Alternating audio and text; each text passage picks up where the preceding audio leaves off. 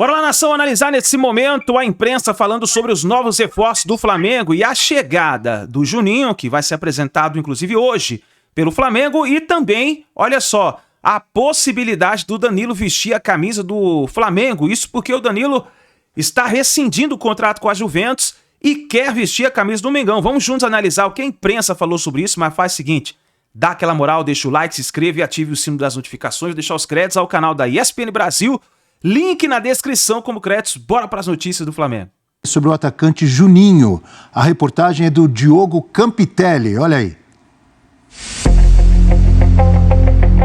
A realização de um sonho. Ele manda vídeo, da academia do Flamengo, fala que, eu nunca imaginava isso, nem no melhor dos sonhos, porque ele falou que foi tudo rápido na vida dele.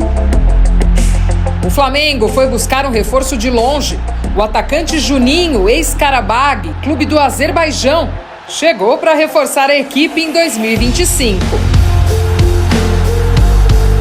Os antigos companheiros são unânimes na principal característica de Juninho. Velocidade. É velocidade, O Juninho é muito rápido. Ele é muito rápido. Richard Almeida, volante do Karabag, relembra uma partida da Liga Europa para explicar como o reforço do Flamengo joga. Um atacante móvel que ele deixa... Os zagueiros pensam que ele não vai chegar, e quando o zagueiro vê, ele já está em cima roubando a bola. Que você pode ver os gols que a gente fizemos contra o Bayer Leverkusen, quando ele rouba aquela bola e dá uma assistência, quando ele sai, o Patrick dá um passe, ele leva e faz aquele golaço. Para Júlio Romão, outro ex-companheiro de Juninho, o jogador pode até fazer dupla de ataque com Pedro, artilheiro do Fla na temporada passada. Eu acho que podem jogar junto. O Juninho é móvel, ele não é um jogador que só fica dentro da área. Como já jogou Gabigol e Pedro no Flamengo, acredito que o Juninho não vai ter problema em jogar com o Pedro também, não. Acredito que pode até funcionar bem os dois juntos. Ele ainda compara Juninho com outro atacante brasileiro um pouco mais conhecido. Eu acho que o Juninho tem as características do Vitor Roque. Só que eu acho que o Juninho ainda é mais rápido que ele. Sim, muita força, muita velocidade, muito objetivo. Eu acho parecido, assim, característica de jogo. A saída dele do Karabag foi muito sentida pelos torcedores locais. Quem conta isso é Elval Kiliev, tradutor do Karabag há 8 anos e um dos mais próximos dos brasileiros do outro lado do mundo. Todo mundo conhece ele, não só em Baku, em todo o país. Quando a gente saia, por exemplo, junto para tomar algo, para comer junto no restaurante, todo mundo parava ele para fazer fotos. É muito, muito famoso, Juninho. Todo mundo conhece Juninho. E como eu falei, a maioria está muito, muito triste, por isso. E se perguntar se Juninho está pronto para o desafio do Flamengo, o tradutor não tem dúvidas. Ele falou que estou preparado por isso, Se não, eu ficaria aqui, não é questão de dinheiro. Eu posso ganhar aqui em outros países, mas ele queria jogar em grandes times. Ele é muito ambicioso e ele está preparado para essa pressão.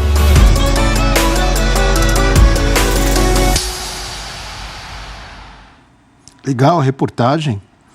Me chamou a atenção principalmente um dos companheiros dizendo que ele é mais rápido que o Vitor Roque. O homem, então, é rápido, hein, professor? Eu só faria uma diferença. Aí, velocidade é uma coisa, rapidez é outra. Para a função dele, o que se espera, porque velocidade você imagina o jogador de lado.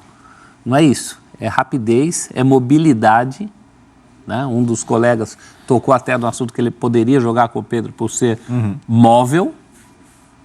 Então... Mas juntou as duas coisas ali que você diferenciou. Eles falaram de rapidez de raciocínio, de mobilidade. Muito isso. E falaram de velocidade também, não foi?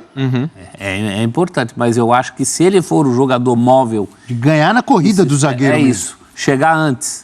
Antecipação. E oportunismo também. O jogador que vem muitos gols marcados, vamos ver. Lembrando que vai ser apresentado hoje, não é isso?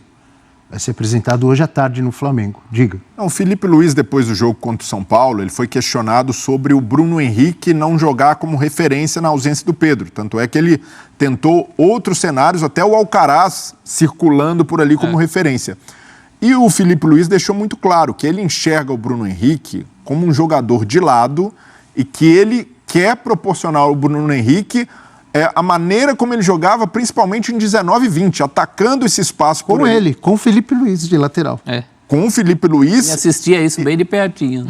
E o Felipe falou, ele dialogava com o Gabi, ele em algum momento entrava na área, mas ele era esse jogador do espaço pelo lado esquerdo. O Juninho, por exemplo, por mais que tenha velocidade, não é esse jogador. O Juninho é um jogador de praticamente um segundo atacante, e aí ele pode ter um encaixe legal, até mesmo quando o Pedro voltar. O Juninho, nesse primeiro momento, deve ser encaixado como essa referência mais móvel lá na frente, mas quando o Pedro tiver à disposição, não há nada que anule a possibilidade dos dois jogarem juntos por essa característica do Juninho. Eu vejo como um reforço interessante do Flamengo, é uma necessidade, principalmente por essa lesão do Pedro, embora tenha características diferentes, mas é o Flamengo tentando fazer algo diferente, tentando buscar um jogador fora do radar, um jogador com potencial de mercado europeu. O Sevilha tinha interesse nele, então é uma aposta, não dá para tratar de outra maneira. Para o Flamengo, queira ou não, é uma aposta, mas uma aposta que faz sentido pelo que o Felipe Luiz enxerga para o elenco, enxerga para o time, e nessa ideia, num começo de temporada sem o Pedro, o que o Felipe ensaiou casa perfeitamente com a característica que o Juninho tem. Esse cara mais móvel, o Alcaraz, por exemplo, jogou no improviso e no sacrifício por ali, mas tem muita dificuldade de jogar como uma referência, porque não tem essa velocidade do Juninho, essa mobilidade, e o cacuete de centroavante, que é diferente. E o Juninho se encaixou muito bem no Cuiabá, fazia essa função, vai ser muito mais cobrado, vai ter muito mais holofotes, muito mais pressão no Flamengo. Ele é popstar lá, você viu? Não consegue nem ir num restaurante tranquilo. Não, tem moral. E, de fato, fez boas temporadas por lá, mas é um jogador que no Flamengo, pensando em característica técnica, se encaixa nesse primeiro momento. Inclusive sem a bola. Porque além da questão da velocidade, de ser o cara, de ser o centroavante, de atacar as costas dos defensores, a velocidade dele ele usava muito para pressionar na saída assim, do adversário. E é algo que o Felipe Luiz quer muito. Então acho que nesse ponto também a característica acaba casando, pode ser bem interessante. O Carlinhos, por exemplo, que é a alternativa, tem jogado no time do Carioca. Não tem essa característica. O Carlinhos é centroavantão, jogador de área, principalmente para jogo aéreo. Então, para as ideias do Felipe Luiz, eu vejo que foram buscar realmente um cara com características do Juninho. E não tem grife, de fato, não é um jogador ali que estava no cenário principal do futebol europeu, mas eu vejo que, por representar até uma quebra com o que o Flamengo vinha fazendo antes, na gestão do Landim, que era muito assim, esse reforço badalado, o cara para chegar e jogar, eu vejo que o torcedor rubro-negro tem de receber o Juninho no primeiro momento com boa vontade, com bons olhos, não ficar nisso de, mas esse cara, vamos ver se tem potencial para vestir a camisa do Flamengo. Só dele ser contratado de um clube como o Flamengo, prospectar o Juninho, significa que ele tem potencial. E dentro das características de jogo do Felipe Luiz, tem boas possibilidades de dar certo no primeiro momento. Esse fato dele não ter grife e de chegar logo depois da saída do Gabigol, não pode atrapalhá-lo? Depende do que ele entregar logo de cara. Se começar aquele barulho... O torcedor não tem essa paciência que o Breiner está falando. Não vai ter. Mas não é injusto com o cara também colocar esse rótulo? Ninguém no Flamengo chegou, trouxemos um substituto para o Gabigol. Ninguém vendeu essa expectativa lá dentro. E o torcedor não pode cair nessa. É claro que fica um vácuo com a saída do Gabigol, por tudo que ele representava. Mas o torcedor do Flamengo também não é bobo de achar que, nossa, se o Gabigol estivesse ali... Peraí, por mais que o Gabigol tivesse ganhado a Copa do Brasil, feito gol em final e foi decisivo... Mas as últimas temporadas dele não foram boas no Flamengo. O próprio Gabigol não vinha preenchendo esse vácuo. Exato, então fica um vácuo mais do personagem, mais do ídolo, do que necessariamente do jogador. E para o que o Felipe Luiz pretende, o o Juninho tende a ser mais útil do que o Gabigol era, porque não era característica do Gabigol entregar isso que o Filipe Luís quer ali para referência de ataque. E eu espero que não tenha essa cobrança excessiva, embora que possa ter, porque é de um clube do tamanho do Flamengo, mas acho que uma parte importante também que deve ser considerada em questão de cobrança é da porta para dentro, e o discurso da porta para dentro é justamente de paciência, ou de mapear o jogador certo. Então, assim, é um novo perfil. Então, acho que pelo menos da perspectiva de comissão técnica, de diretoria, o fato de não ser um cara com tanta visibilidade como o Gabigol, até pelo próprio discurso do Boto desde o começo. Então, acho que ali a mentalidade do Flamengo vai ser muito mais de construir passo a passo essa relação com o Juninho. Visibilidade se conquista também. Ele está tendo a grande oportunidade da carreira dele até aqui. Foi uma escolha consciente, ele poderia ter optado por ir até para mercados melhores da Europa. Está indo para o Flamengo, acho que a gente tem que apostar também nessa questão do profissional. O profissional está ciente disso. É um jogador que mostrou qualidades, não ainda na competitividade de um futebol como o do Brasil, mas que já mostrou qualidades. Eu acho que, de cara, ele merece esse voto de confiança. Quem eu vejo uma certa semelhança de casos, mas numa posição muito diferente, é o Pablo Mari. O Pablo Mari chegou sem grife. Não era tão conhecido. E arrebentou no Flamengo. É verdade, mas... Tem uma semelhança, só que eu acho que a cobrança em cima do atacante é muito maior, né? Ainda mais quando é para, teoricamente, substituir o Gabigol. Teoricamente não, na prática é isso, né? E o caso do Mari, ele é excepcional, né? Quantos Maris você tem? Então isso assusta um pouco. Eu tenho a impressão... Eu estou falando assim, eu vejo uma certa semelhança. E até no Flamengo, da era Landim, o Flamengo fez algumas movimentações de mercado que deram certo, não tão badaladas. Luiz Araújo, por exemplo, para mim foi um grande acerto. Não era aquele super jogador, até um jogador jovem que saiu do Brasil, voltou e no Flamengo hoje vejo como um cara super útil com potencial de ser titular. Então, o torcedor do Flamengo pode ter de se acostumar a uma nova era que vai continuar tendo dinheiro, o Flamengo ainda gera muita receita, mas a mentalidade do futebol vai ser diferente. Então pode ser que jogadores da base, assim como no Palmeiras, passem a ganhar mais espaço. Eu via o Pablo Lúcio, por exemplo, que jogou lá na Flórida.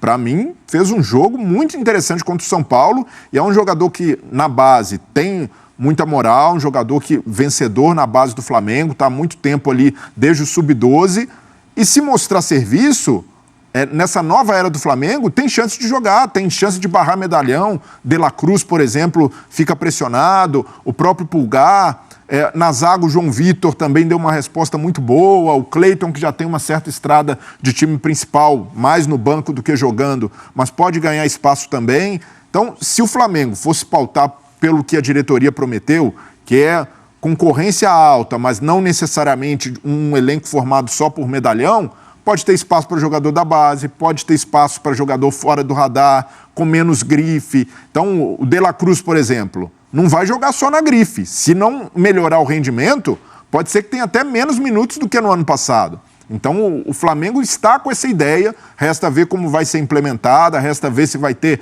estofo ali para bancar e como o trabalho do Filipe Luís caminha nesse começo de temporada, mas eu vejo como uma perspectiva positiva. Um clube mudando sua mentalidade, se pautando mais por profissionalismo, e é natural. O jogador que der resposta em campo vai jogar independentemente de ser medalhão ou não. Porém, há um medalhão no radar do Flamengo. E medalhão no sentido positivo, não no sentido pejorativo. Medalhão que eu falo agora no sentido de um jogador experiente, jogador conhecido por todos, que é o Danilo.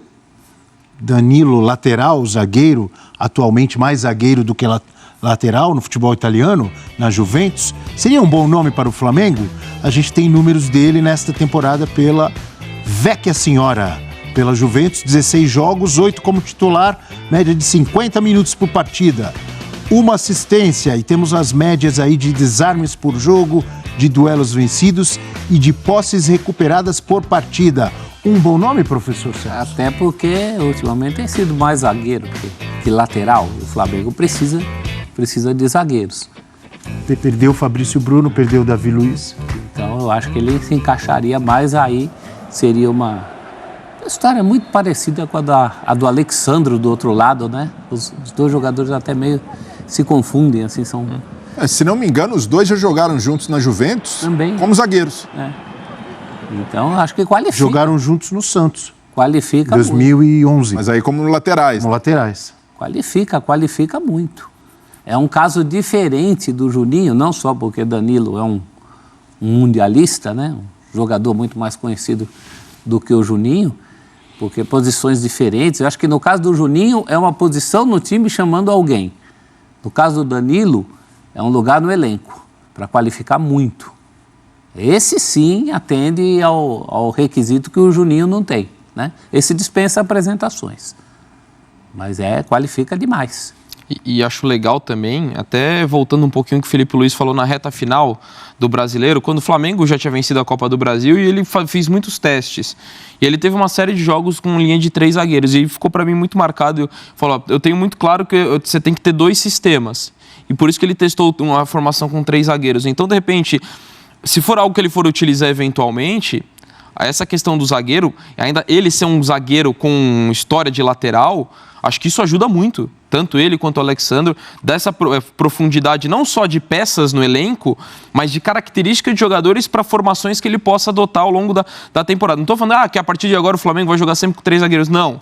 Acho que o Flamengo vai manter a estrutura com 4 defensores, mas eventualmente pode usar, porque foi isso que o Felipe Luiz testou e falou abertamente na reta final da última temporada. Então o Danilo pode ajudar nesse sentido, e eu também vejo ele sendo muito mais zagueiro hoje, até pela carência do elenco do Flamengo, sem falar da rodagem. Não vive o melhor momento, né? Um jogador que já teve a sua melhor fase, mas ainda assim, no nível do futebol brasileiro, acho que é um cara que vai jogar, tem tudo para performar muito bem e oferecendo toda essa possibilidade que ele oferece, tanto de versatilidade como defensor, ou como zagueiro ou como lateral. De qualquer forma, o Flamengo vai precisar de um lateral a mais para a temporada, porque se o Wesley continuar jogando o que está jogando, vai ser difícil segurar. Vai ser inevitável a saída dele no meio da temporada. Então já é um jogador no radar do futebol europeu, jovem, que tem performado. Então o Flamengo já precisa se precaver nesse sentido, só que o Danilo, outra característica, um lateral mais defensivo. O Wesley é muito apoio, é muita profundidade, muita velocidade.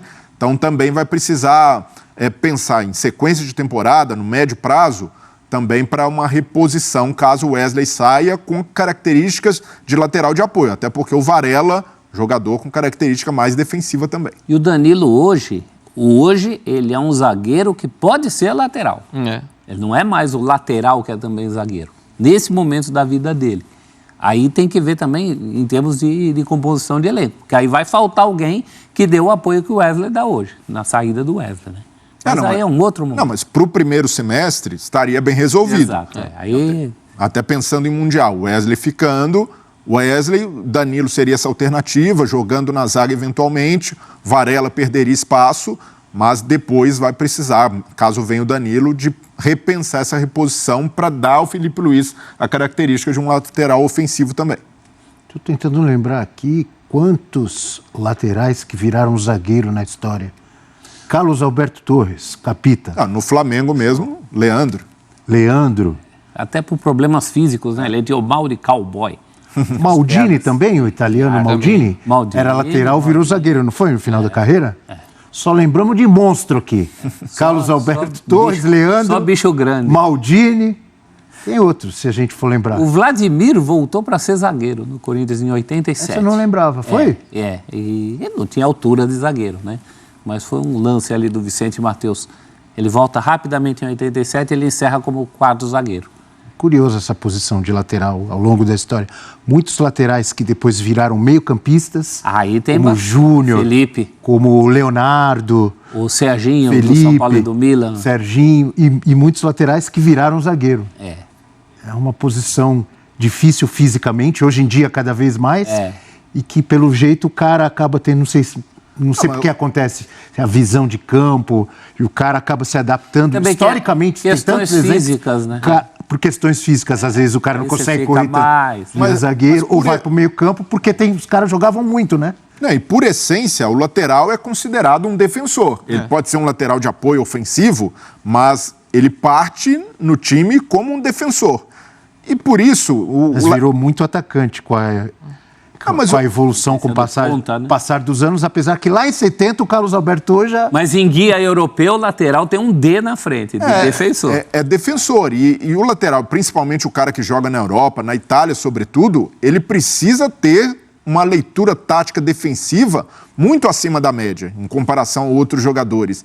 E o Filipe Luís, por exemplo, viveu isso na carreira com o Simeone. Ele aprendeu muito em termos de fechamento de espaço. Ele jogava como um lateral, sim, mas era defensor em essência. E com essa característica, construtor como ele sempre foi, se adaptou fácil quando precisou jogar como terceiro zagueiro, porque ele já tinha uma leitura tática defensiva privilegiada, principalmente pelo tempo que jogou na Europa. Então o Filipe Luís é um cara que cobra isso. O Wesley, por exemplo, teve de evoluir defensivamente, porque não é só o lateral ofensivo, ele melhorou muito defendendo, marcando, então é algo que o Filipe Luís vai cobrar de qualquer lateral. E se usa muito mais, talvez, hoje em dia no futebol. A gente citou agora há pouco o Guardiola, né? Atualmente no Manchester City, o próprio Abel Ferreira, quantas vezes direto, né? O Piquerez vira zagueiro. É um híbrido, né? É um híbrido. A saída com o zagueiro pelo lado. E às vezes até mesmo quando o jogador mantém a posição de lateral, às vezes ele muda o perfil dele. Às vezes tem lateral que ao longo da carreira é o cara que dava profundidade, avançava bastante. Depois de um tempo se torna o cara que hoje é conhecido muito como construtor. Então o lateral que cai por dentro, ajuda ali, trabalha junto com o volante, ou quando ele não fica recuado e faz uma linha de 3 com a dupla de zaga. Então, assim, pode ser de repente até o caso do Danilo, que atue como lateral direito, mas quando o time sair, se estiver atuando, por exemplo, um Ayrton Lucas, um cara que dá mais profundidade, ele faça uma linha de 3 e sai só para dar um exemplo, né? Não necessariamente vai acontecer isso. Então, às vezes, o cara, mesmo que mantenha a posição, ele muda a característica ao longo da carreira da forma dele jogar como lateral. Só que aí tem que balancear, né? Dois exemplos. Sim. Danilo e Alexandre. Nem todo mundo nem os dois subirem. Problema da seleção brasileira pro Flamengo, né? Citar dois alemães aí para a gente finalizar ou continuar esse papo, que eu acho uma delícia. Paul Breitner, jogava de quê? Esse era gênio, originalmente lateral, né? Mas tinha cabeça e bola para jogar onde você botasse. E um atual, alemão, Kimmich. Também. Monstro também. De que joga? Nem eu sei. De tudo, né? Nem eu sei. O Philipp Lahm, por exemplo. Philipp Lahm, mais um. O Kimmich é um caso engraçado, que ele surge como volante, ele vira lateral, depois ele volta pra volante, depois vira lateral. No momento ele foi zagueiro com o Guardiola, então Só não foi goleiro. Exato. Acho que ele ainda é melhor volante, assim. É um baita de um lateral, mas volante ainda acho que ele é melhor. O Tite, na época da Copa do Mundo, foi criticado para mim de forma desproporcional por ter feito essa ideia de laterais construtores na seleção. E aí veio aquele saudosismo. Não, mas o Brasil tinha Cafu e Roberto Carlos. Na época Júnior. Mas na época desses caras, Newton Santos, os pontas não tinham as obrigações defensivas de hoje. Sim. Então, os pontas eram pontas que jogavam abertos, espetados o tempo inteiro. Então, o lateral tinha muito corredor para explorar. Esses laterais com força física, como tinham Roberto Carlos e Cafu. Hoje, o lateral não tem muito corredor para explorar. Então, muitas vezes faz sentido ter esse movimento do lateral por dentro, porque é mais fácil gerar surpresa ou até mesmo associação pelo meio do que na lateral. E a lateral é para deixar, de fato, esse jogador bem aberto, dando amplitude no campo. Então, o futebol foi evoluindo, se adaptando, e os técnicos e os laterais, os jogadores, precisam se adaptar também. Então, o Danilo é um desses exemplos. No Santos, era muito lateral, chegava no fundo o tempo inteiro para cruzar. Fez gol na final da Libertadores contra o Peñarol. E na Europa, sobretudo na Itália, precisou se adaptar, se tornando mais defensivo, não só por uma questão de idade, mas o Danilo, o auge dele, de fato, foi como um lateral defensivo e até mesmo como um zagueiro na Juventus. O lateral, eu acho que é a posição que mais mudou no futebol. Porque antigamente você era um marcador de ponta, porque tinha um ponta que vinha para cima. Quase um zagueiro pela direita. Mas depois que você cumpria a função de marcar ao ponta, tinha um clarão, uma avenida para se explorar. E essa avenida não existe mais porque o ponta volta também, o ponta recompõe. Então, a gente tem casos clássicos. O Carlos Alberto Torres surgindo para fazer o 4º gol contra a Itália. É um atacante aquilo, né? Aquilo ele antecipou um negócio que viria depois, né? Aí o Carlos Alberto é um grande precursor disso, de atacar o espaço. O Newton Santos, você falou, o dia que ele fez um gol na Copa de 58, ficou famosa a frase, volta Newton, né? Porque ele depois que faz o gol, fica, vai. E tem uma outra coisa, nem todo mundo tem pulmão como o Cafu para fazer as duas coisas, né? Aí vai, volta, vai, volta, também, vai, volta. Ali era um fenômeno, né? O homem era um touro. Ou o chute do Roberto Carlos, porque o adversário não podia dar meio metro para ele, que ele arriscava e chutava de longe. E bem. Mudando de assunto, indo um pouco mais para frente, dentro do... Tá aí, nação, então, as últimas informações do Flamengo, que está avançando para contratar o jogador Danilo. Pode ser anunciado a qualquer momento, isso como eu falei no início do vídeo. O Danilo está rescindindo o contrato com a Juventus e pode vestir a camisa do Flamengo. Para muitas pessoas, né, muitos torcedores estavam criticando o Danilo, dizendo, Danilo não é jogador para vestir a camisa do Flamengo e tal. Cara, mas é a característica do Boto. Você lembra quando o Boto chegou? Que ele falou que não ia fazer nenhuma contratação que agradasse o torcedor. A gente viu a chegada do Juninho, né, que está no Karabag, muita gente questionando essa contratação. E agora vamos ver novamente muita gente questionando o próprio Danilo, né? Muita gente questionando o próprio Danilo. Mas vamos ficar de olho e ver o que vai acontecer, né? Deve concretizar essa negociação, isso porque o Danilo vai rescindir o contrato, como a gente falou, com a Juventus e deve vestir a camisa do Flamengo. Ele que é parceiro do Alessandro há muito tempo, cara. Ele é parceiro do Alessandro. Para mim foi o Alexandro que convenceu o Danilo. Com certeza. Cara, deve ter sido isso, porque eles já jogaram há muito tempo, se eu não me engano, jogaram acho que 4 anos na Juventus, jogaram juntos no Santos, então quer dizer, é uma dupla aí que já jogam há muito e muito tempo, então eles jogaram no Santos, jogaram no Porto, jogaram na Juventus e também aí na seleção brasileira, então por isso, cara, deve ter convencido ele para vir. Então vamos ver o que vai acontecer, nação, tamo junto e a gente se vê no próximo vídeo.